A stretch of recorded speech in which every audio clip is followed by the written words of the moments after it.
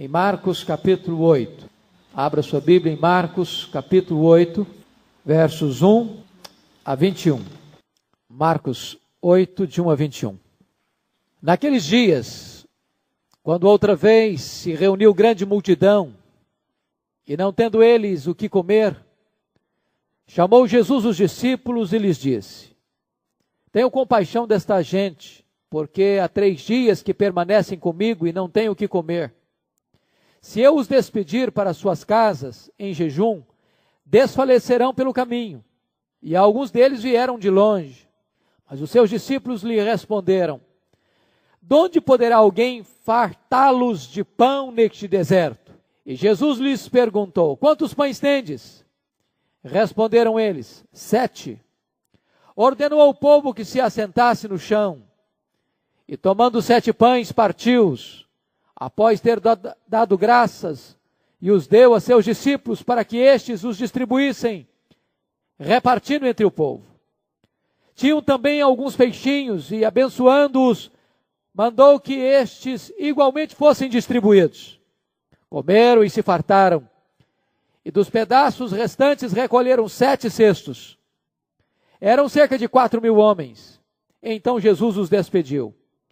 Logo a seguir, tendo embarcado juntamente com seus discípulos, partiu para as regiões de Dalmanuta. E saindo os fariseus, puseram-se a discutir com ele, e tentando-o, pediram-lhe um sinal do céu. Jesus, porém, arrancou do íntimo do seu espírito um gemido e disse: Por que pede esta geração um sinal? Em verdade vos digo que esta geração não se lhe dará sinal algum. E deixando-os, tornou a embarcar e foi para o outro lado. Ora, aconteceu que eles se esqueceram de levar pães, e no barco não tinham consigo senão um só. Preveniu-os Jesus, dizendo: Vede, guardai-vos do fermento dos fariseus e do fermento de Herodes. E eles discorriam entre si: É que não temos pão. Jesus, percebendo, lhes perguntou: Por que discorris sobre o não terdes pão? Ainda não considerastes, nem compreendestes? Tendes o coração endurecido? Tendo olhos não vedes, e tendo ouvidos não ouvis? Não vos lembrais de quando partiu os 5 pães para os 5.000, quantos cestos cheios de pedaços recolhestes? Responderam eles: 12. E de quanto partiu os 7 pães para os 4.000, quantos cestos cheios de pedaços recolhestes? Responderam: 7. Ao que lhes disse Jesus: Não compreendeis ainda? Eu quero meditar com os irmãos sobre o tema atitudes de Jesus diante de circunstâncias desfavoráveis. E vocês vão perceber, meus irmãos, que o Senhor Jesus Cristo está concluindo o seu ministério na Galileia, e está fazendo uma caminhada pela região da Pérea, e ele então vai retornar para ir para Jerusalém, onde haverá de ser preso, sentenciado, crucificado e morto. Nesse momento, a hostilidade a Jesus, a perseguição a Jesus está recrudescendo, está crescendo. Ele está sendo rejeitado pelo seu povo, perseguido, acuado. Mas ao mesmo tempo que Jesus está sendo rejeitado pelos seus, ele está sendo procurado pelos gentios. Para onde ele vai? Para a região de Decápolis, uma região eivada de gentios. As multidões, avidamente, correm atrás de Jesus, ao ponto de durante 3 dias estarem em jejum, longe de casa, numa região deserta, não tendo nenhuma disposição de voltarem para casa. Tamanha é a disposição deles de ouvirem os ensinos de Jesus. E agora, você vai encontrar o Senhor Jesus revelando a esses gentios a sua compaixão. Você nota que na primeira multiplicação dos pães, aconteceu basicamente à beira-mar. A população atendida daqueles 5.000 homens era uma população judia. Era o povo da aliança, era o povo da promessa, era o povo que conhecia a lei de Deus, era o povo que estava afeito às promessas de Deus. Mas agora esta população que está faminta, há 3 dias em jejum, ouvindo Jesus, é formada de uma vasta maioria de gentios, de pagãos, de gente que não tem a palavra, não tem as promessas, não tem o contato com a fé cristã, ou com a fé judaica. E agora o Senhor Jesus Cristo está demonstrando a sua compaixão a esses que são pagãos e gentios. O fato de Marcos ter o cuidado de registrar 2 milagres muito semelhantes, 2 multiplicações dos pães e dos peixes, revela para nós que este segundo fato tem que ter uma lição nova, tem que ter algum fato inédito, tem que ter algum fato que venha acrescentar e venha contribuir para a nossa compreensão maior da graça de Deus. Certamente, é por esta razão que esse texto está registrado neste Evangelho de Marcos de uma maneira tão significativa. E eu quero então chamar a sua atenção para o texto lido e tirar 4 lições fundamentais. A primeira delas é sobre a compaixão de Jesus, os versos 1 a 4. Esta compaixão é manifestada, em primeiro lugar, aos gentios. Jesus está entre um povo que não o conhecia. Jesus está entre um povo que não tinha lei. Jesus está entre um povo que não tinha as promessas. Jesus está entre um povo que era estranho à aliança.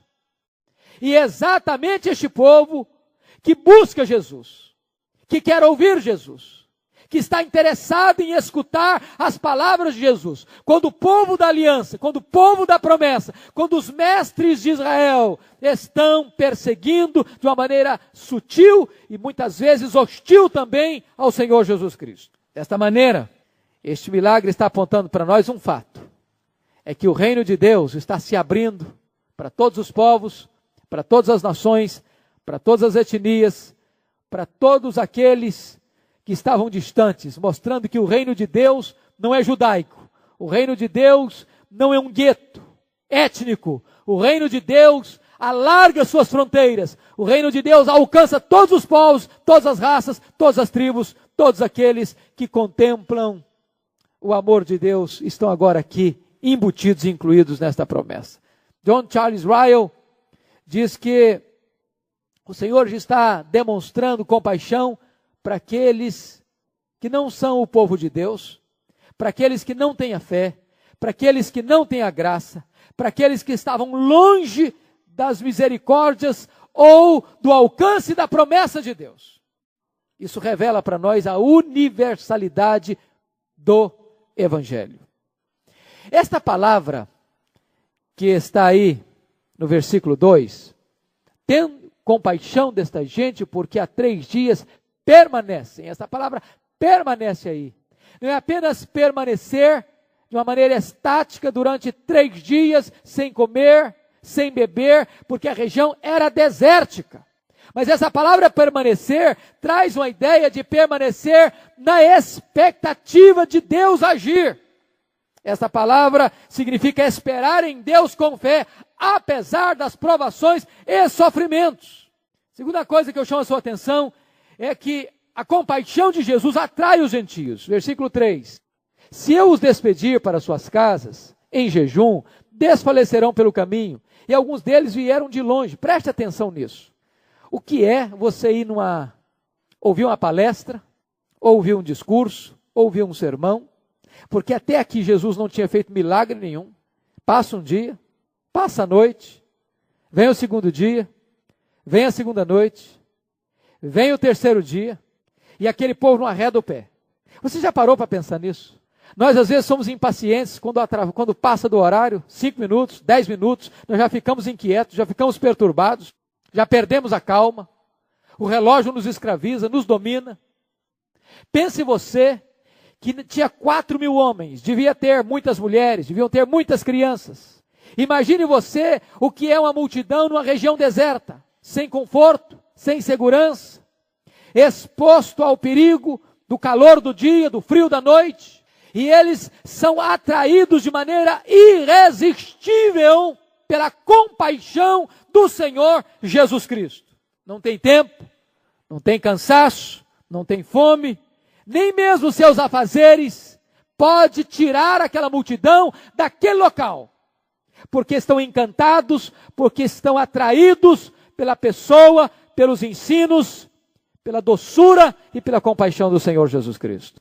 Terceira coisa, a compaixão de Jesus é contraposta à insensibilidade dos discípulos. Notem vocês que na primeira multiplicação, a iniciativa foi dos discípulos. Foram os discípulos que tinham saído de férias, e talvez até por interesse próprio, chegaram para Jesus e disseram: Senhor, despede essa multidão, manda esse povo embora. Está ficando tarde. Se ficar de noite, eles não vão ter onde comprar comida. Mas na primeira multiplicação, preste atenção que o problema era menor. Porque na primeira multiplicação, existia ao redor do mar da Galileia, onde o fato ocorreu, cidades, vilas, onde eles poderiam comprar pão. O problema na primeira multiplicação é que não tinha dinheiro. Foi esta questão levantada por Filipe, um problema pragmático. Onde compraremos pães? Aí Filipe diz: não, senhor, o problema não é onde. O problema é que nós não temos dinheiro e precisaríamos de pelo menos 200 denários para dar um pedaço de pão para cada pessoa aqui. Agora o problema é outro. Agora os discípulos não tomam nenhuma iniciativa. Eles ficam calados. Depois de 3 dias, é Jesus quem toma a iniciativa para dizer: tenho compaixão desta gente, porque há 3 dias estão aqui. E se eu os despedir em jejum, eles desfalecerão pelo caminho. E muitos deles vieram de longe. O problema é que agora uma região é desértica. Não tem nem dinheiro e nem onde comprar. Agora não tem a mínima possibilidade de existir uma solução humana. Ou Jesus faz um milagre, ou então não tem outro jeito. E notem vocês que a pergunta dos discípulos é novamente uma pergunta que destaca a dificuldade. Quando Jesus pergunta, eles respondem: de onde poderia alguém fartá-los de pão neste deserto? De onde? Agora não é quanto, é de onde. Senhor, agora nós estamos num beco sem saída. Nós estamos numa enrascada. Porque o lugar é deserto. Porque aqui não tem padaria. E nós nem dinheiro temos. E a multidão é grande, então não tem jeito. É um problema insolúvel. Na verdade, o que está acontecendo é que os discípulos estão mais uma vez olhando para a dificuldade e não para o poder de Cristo. Não é assim que acontece com você e comigo hoje? Você passa por um problema e você olha para um lado, você olha para o outro e diz: o lugar é deserto, nós não temos recursos, nós não temos saída, nós não temos solução, nós não temos provisão. Quando Jesus perguntou para ele: quantos pães tendes? Vocês acham que Jesus não sabia? Será que Jesus precisava daquela informação? É claro que ele sabia. Por que perguntou então?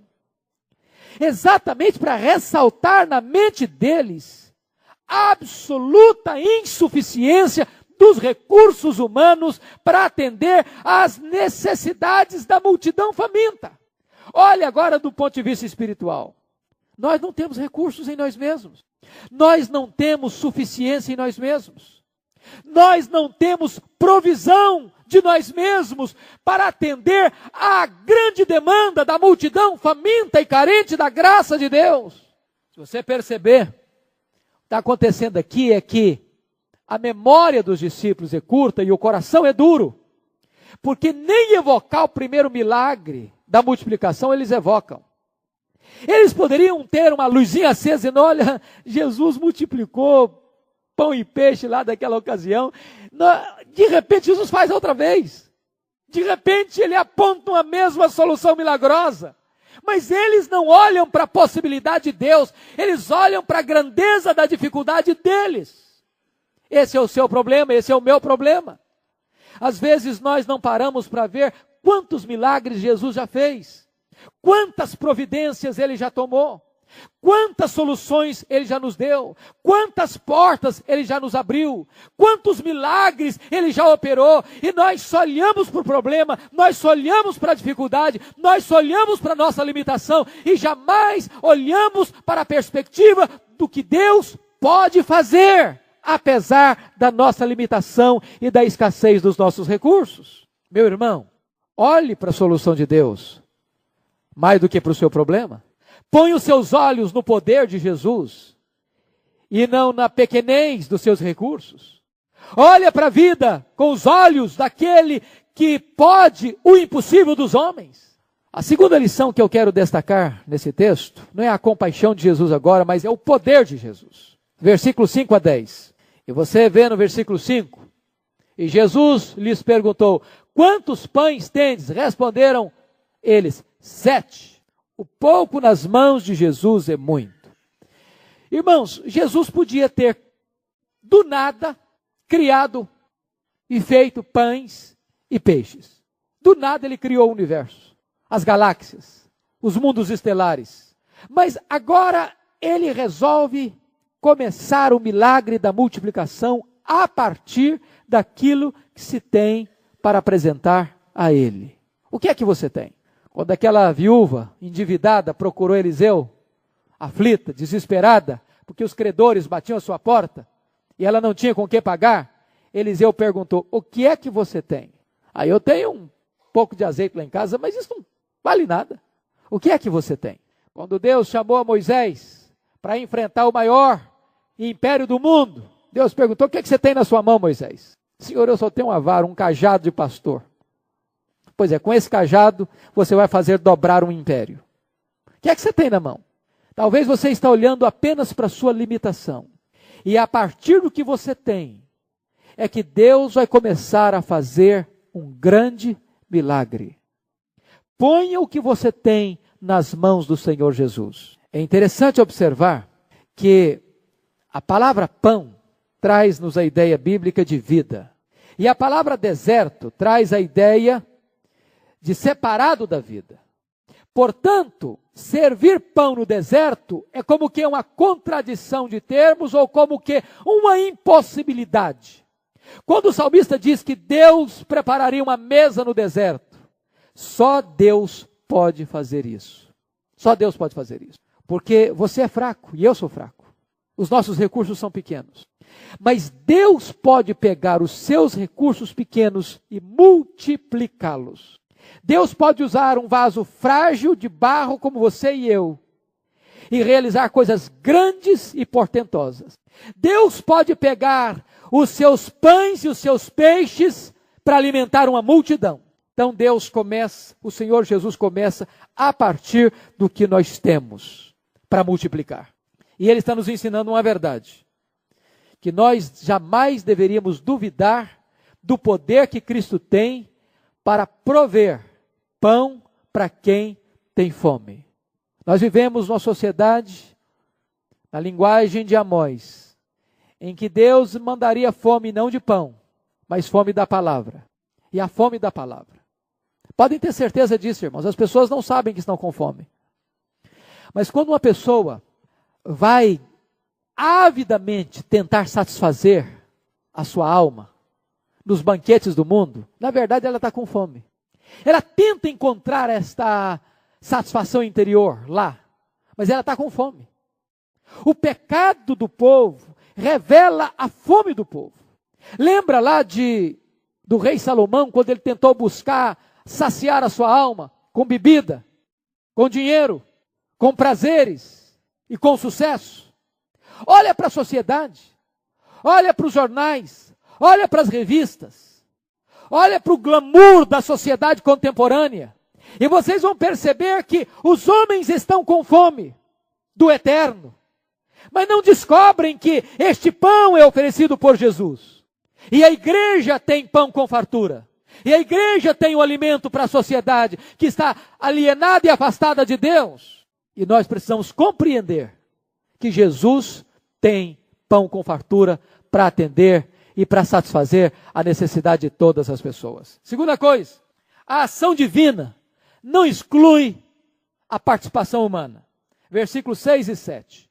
Ordenou ao povo que se assentasse no chão. Preste atenção que agora não é assentar na relva. Lá na primeira multiplicação era na relva. Aqui não tem relva não, aqui é deserto. Então é assentar no chão mesmo. Aqui não tem tapete verde não.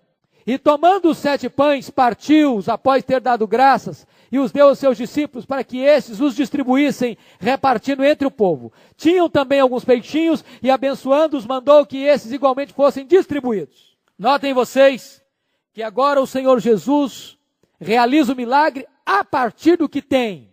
Ele podia dizer, não precisa trazer nada não. Eu vou fazer o milagre do nada, do zero. Mas ele pega os 7 pães, ele pega os peixinhos, e é a partir daí que ele faz o milagre. Segunda coisa que você vai notar é que na maioria dos milagres o Senhor contou com alguma participação do homem. Não é que Deus precisa da nossa participação. É que Ele quer aguçar a nossa fé. Até os enfermos, por exemplo.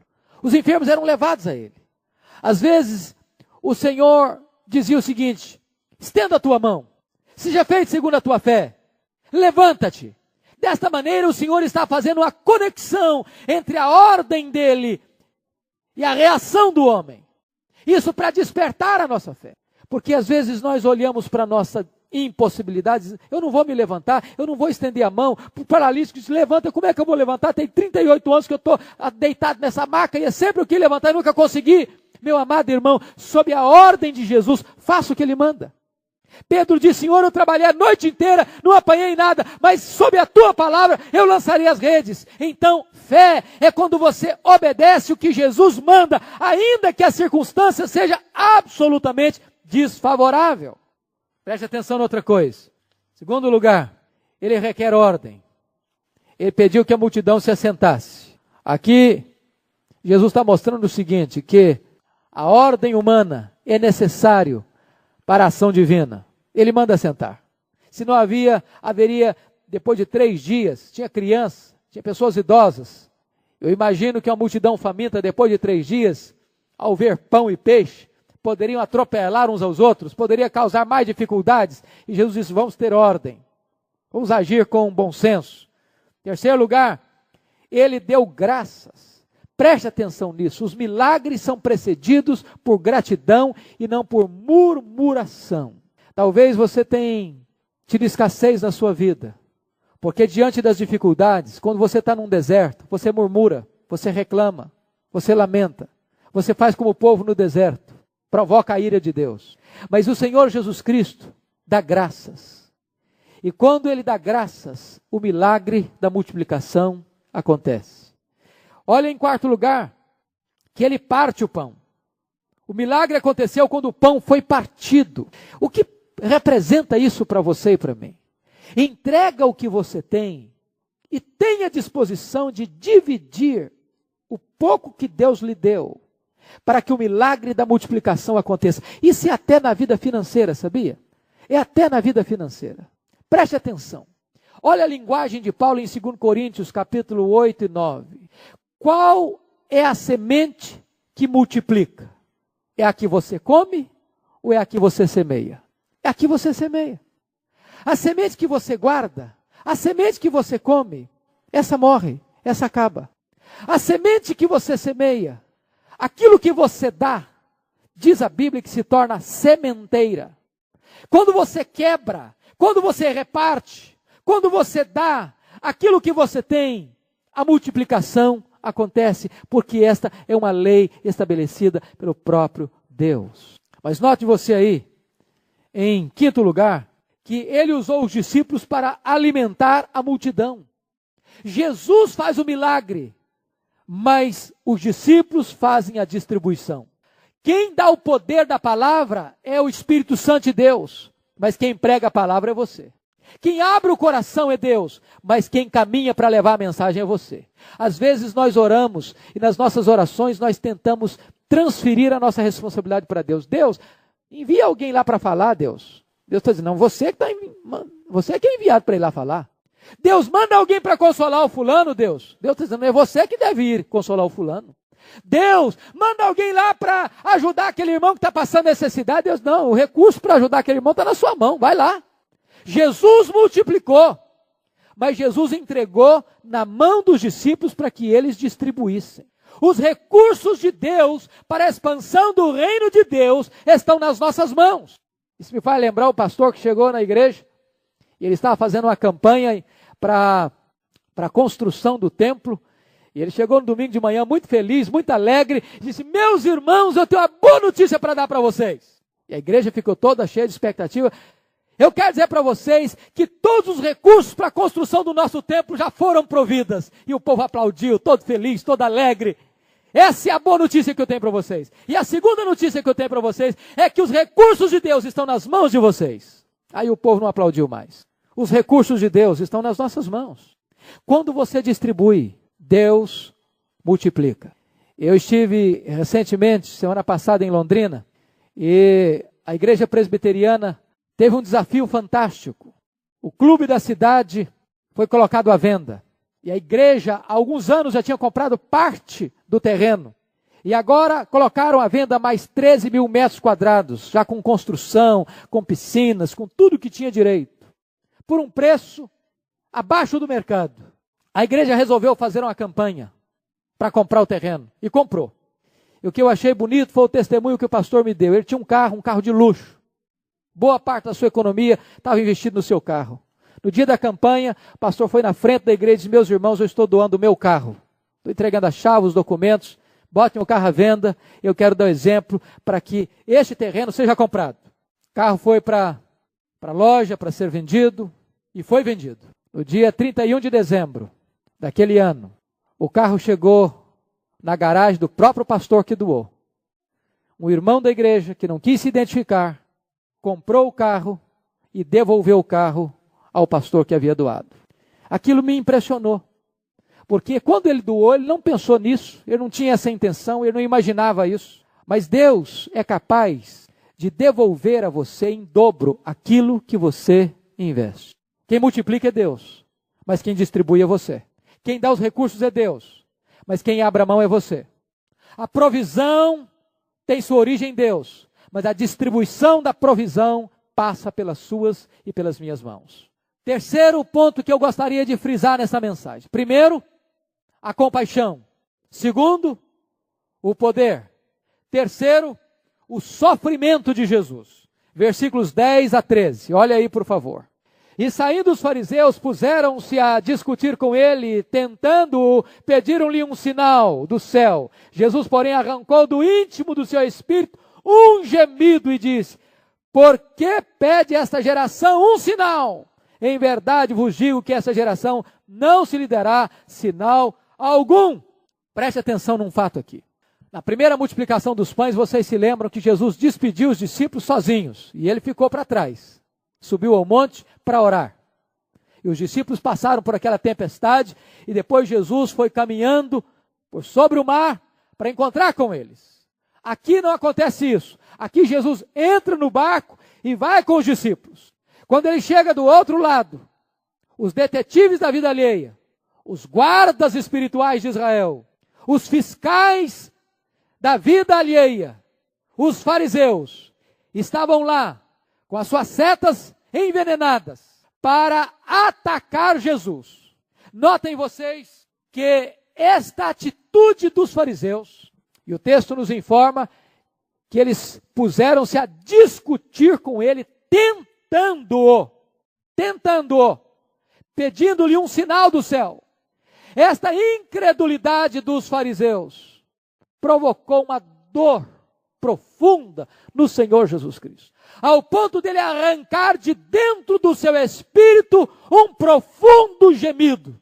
Este é um ponto, queridos irmãos, que nós precisamos destacar. Você já parou para pensar que todas as vezes que nós nos aproximamos de Jesus com dúvidas, com incredulidade, com um coração preconcebido, isso provoca tristeza e sofrimento no Filho de Deus? Todas as vezes que nós duvidamos da sua palavra, todas as vezes que nós duvidamos da sua promessa, todas as vezes que nós não cremos naquilo que ele fala, naquilo que ele ensina, isso provoca sofrimento no Filho de Deus. E não é só em Jesus não, preste atenção que esse sofrimento alguns homens de Deus tiveram. Por exemplo, está lá no Salmo 119, 158, Davi dizendo: vi os infiéis e senti desgosto, porque não guardam a tua palavra. Você sente tristeza, você sente desgosto quando você vê alguém não guardando a palavra de Deus, zombando da palavra de Deus, descrendo da palavra de Deus. Isso dá tristeza e dor no seu coração. Preste atenção em como os homens piedosos da época de Ezequiel reagiram a isso. Está lá em Ezequiel 9:4. Passa pelo meio da cidade, pelo meio de Jerusalém, e marca com um sinal a testa dos homens que suspiram e gemem por causa de todas as abominações que se cometem no meio dela. Ezequiel está dizendo que disse marcar com sinal a testa dos homens que suspiram e gemem por causa do pecado. Eu quero perguntar para você, você suspira e geme por causa do pecado de Vitória? Quando você passa, às vezes de madrugada, e vê jovens e adolescentes saindo de uma boate cambaleando, bêbados, isso dói o seu coração. Quando você roda os bairros da sua cidade num domingo à tarde e você vê rodas e mais rodas de gente jogando baralho, bebendo cachaça, bêbados, embriagados, falando palavrões, isso dói o seu coração.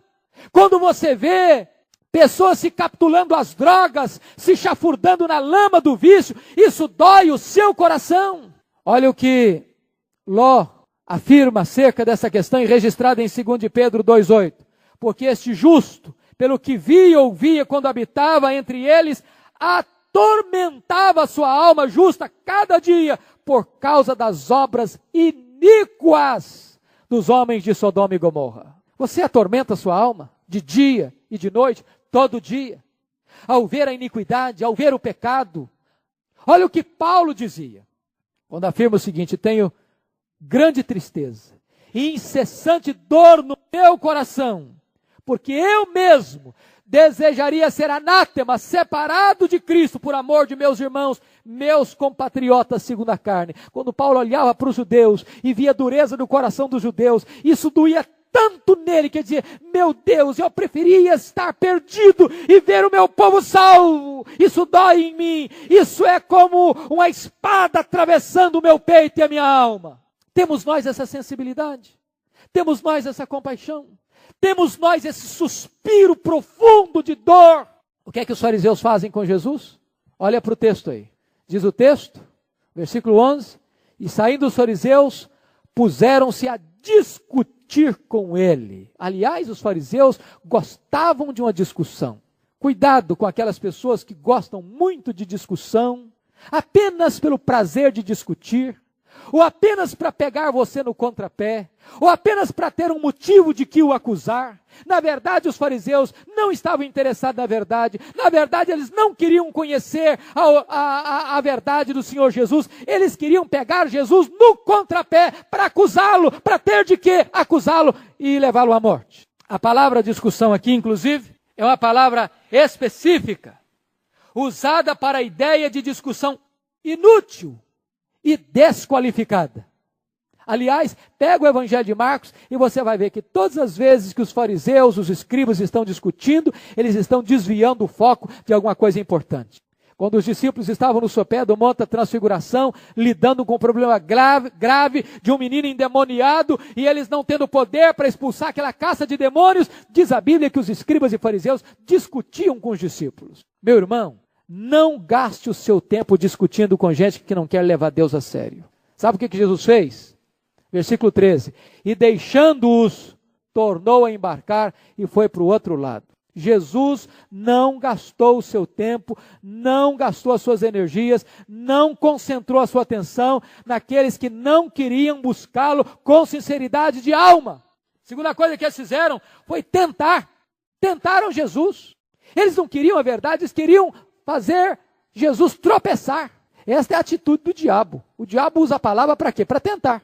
A pergunta deles não era uma pergunta honesta, não era uma pergunta sincera, era pergunta de algibeira, era discussão árida, vazia, oca, sem propósito. E diz a Escritura que Jesus suspirou e disse: esta geração pede um sinal e nenhum sinal lhe será dado.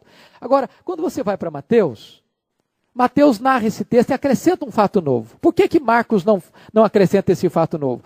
Porque Marcos está escrevendo para os romanos e Mateus cita um fato judaico.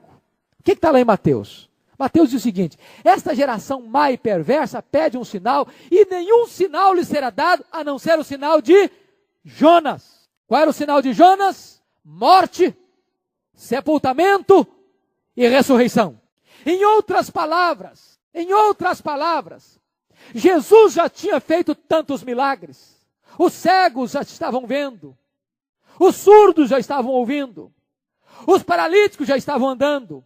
Os leprosos já tinham sido devolvidos às suas famílias. Os mortos já tinham sido devolvidos aos seus entes queridos. E Jesus dizendo, eu não vou fazer mais milagre para atender a curiosidade frívola dos mestres fariseus. O único sinal que eu vou lhes dar é a minha morte, é o meu sepultamento e a minha ressurreição. Este é o maior de todos os milagres. A morte de Cristo, o sepultamento de Cristo e a ressurreição de Cristo. Este era o milagre, este era o sinal que eles precisavam. Agora, queridos, eu gostaria de partir para o último ponto, que é a advertência de Jesus. Quarto lugar, a advertência de Jesus. Versículos 14 a 21. Preste atenção que agora eles estão indo para o outro lado e acontece um fato. Os discípulos esquecem pão. Sempre que eles iam fazer uma viagem, eles levavam a matutagem, eles levavam a marmita, eles levavam o alimento. E normalmente era pão e peixe. E por um esquecimento, o texto diz que eles esqueceram, eles não levaram pão. Aliás, tinha um pão. Aí Jesus preveniu-os dizendo, vede, guardai-vos do fermento dos fariseus e do fermento de Herodes.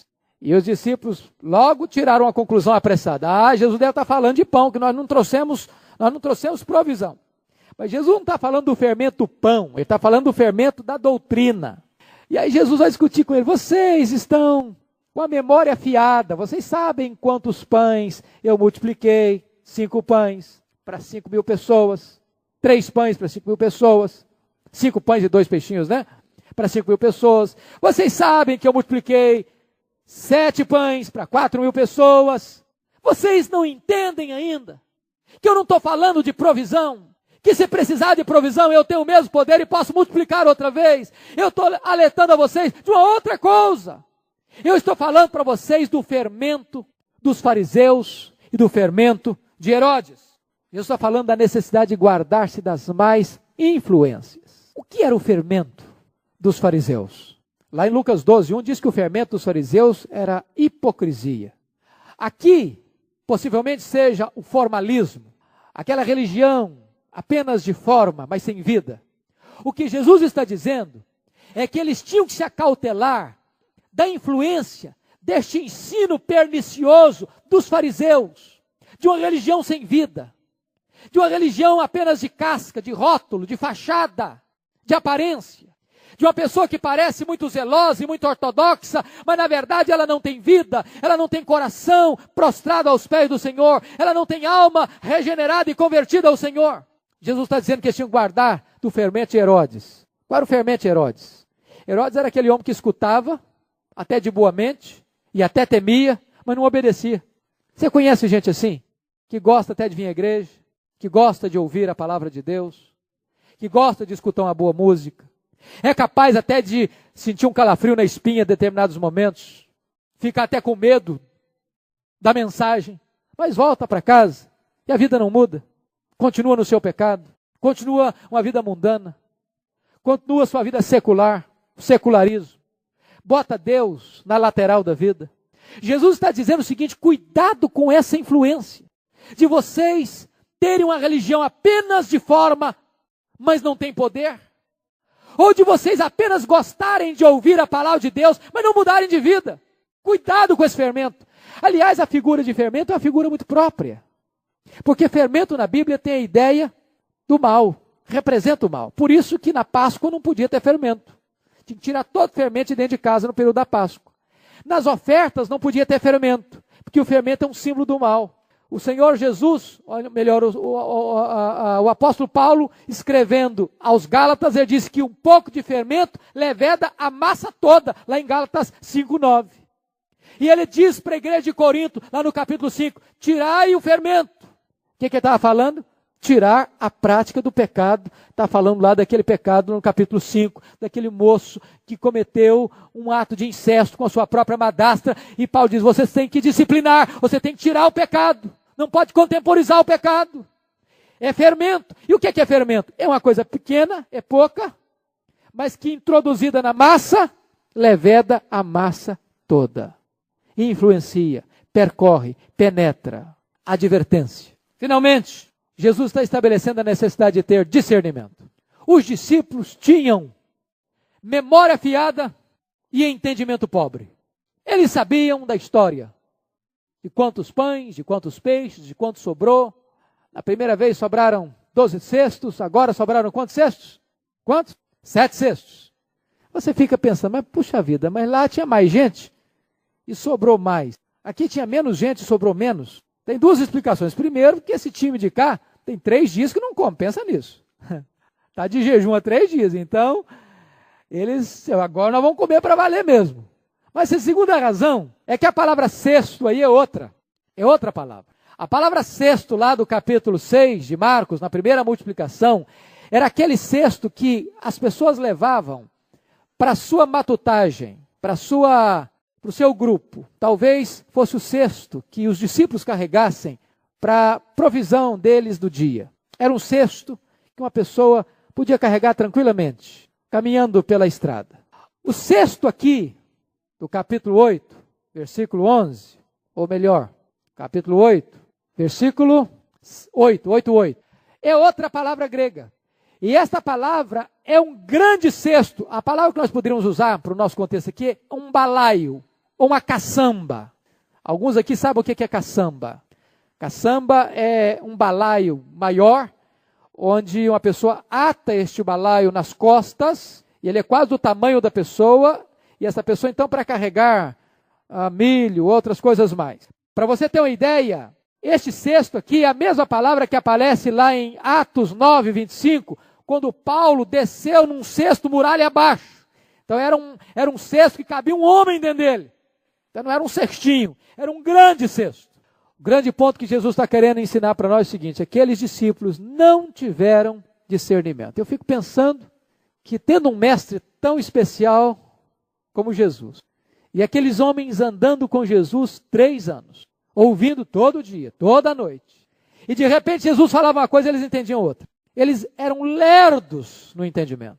Irmãos queridos, às vezes isso me dá, não sei se me dá consolo ou me dá tristeza, porque às vezes nós somos lerdos também. Deus nos fala uma vez, nos fala 2, nos fala 3, e fala continuamente. A gente escuta as mesmas coisas N vezes, e parece que não se processa, parece que não entra, parece que não alcançamos, parece que não entendemos, parece que aquilo que ouvimos não se converte em prática, em vida, em obediência. E se você perceber, Jesus Cristo foi extremamente enfático nas perguntas. Olha, por favor. Versículo 17. Jesus, percebendo, lhes perguntou: por que discorris sobre o não terdes pão? Ainda não considerastes? Não compreendestes? Tendes o coração endurecido? Tendo olhos não vedes? E tendo ouvidos não ouvis? Não vos lembrais?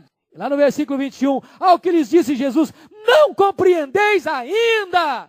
Jesus está quase saltando no pescoço deles e dando uma saculejada. Vocês não entendem, pelo amor de Deus, o que eu estou falando? Irmãos queridos, às vezes isso é que acontece comigo e com você.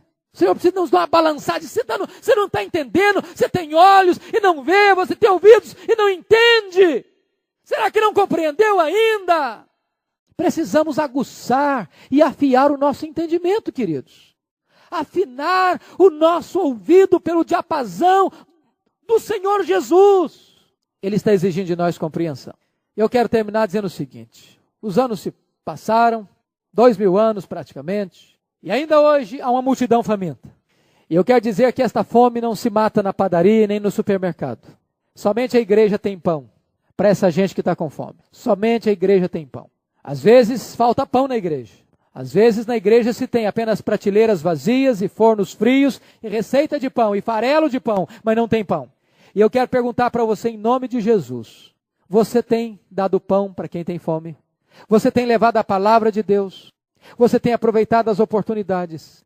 Ou você tem deixado as pessoas voltarem para casa desfalecendo de fome, enquanto você tem pão com fartura? Na casa do Pai tem pão com fartura. Você tem acesso à mesa do Pai. Você tem a palavra de Deus, você tem a resposta para aqueles que estão com fome, você tem distribuído esse pão. Segunda pergunta: você está esperando algum sinal, algum milagre, para você crer ainda depois de Jesus ter morrido por você, ter ressuscitado dentre os mortos, você ainda quer alguma coisa a mais para você crer? Você que foi alvo do maior amor, da mais profunda compaixão, você ainda está pedindo alguma coisa a mais para você andar com Deus? Terceira coisa, você tem sido um crente que tem exercido discernimento espiritual? Você compreende a palavra de Deus? Você tem pedido iluminação do Espírito Santo para compreender o que Deus tem falado com você? Que Deus nos ajude, que Deus nos abençoe, que Deus aplique a sua palavra no nosso coração nesta noite. Amém.